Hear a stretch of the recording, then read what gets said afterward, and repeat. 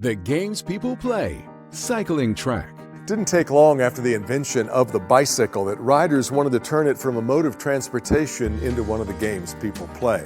In the late 1800s, bicycles moved from the streets to indoor wooden tracks, and the popularity of track cycling grew pretty quickly.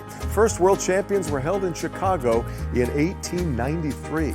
Track cycling takes place in what's known as a velodrome. It is a bowl-shaped track 250 meters around, and you'll notice it is a sloped track, around 12 degrees at the flattest point, but around 45 degrees on the steepest part of the turns. So there is a ton of physics at work here. That slope allows the riders to fly into those turns while staying on the track rather than flying off on a straightaway.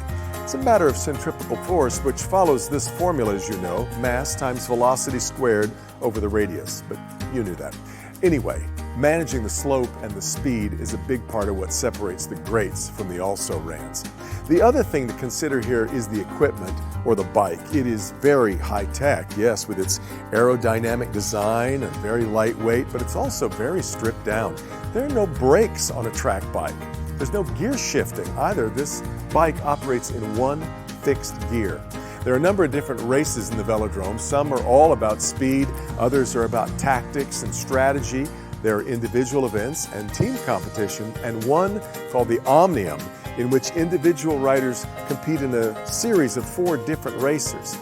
There is a team pursuit, which is a wild 4-rider relay with 2 teams on the track at the same time. You know, over the sport's 120-year history in the Olympics, the medals have typically been dominated by European nations, in particular the Netherlands, Great Britain, France, and Italy. So as long as you don't need brakes or gears to ride, you're ready for another of the games people play. Brought to you by Wallside Windows, celebrating 80 years as Michigan's replacement window leader. For more information on this event, visit clickondetroit.com.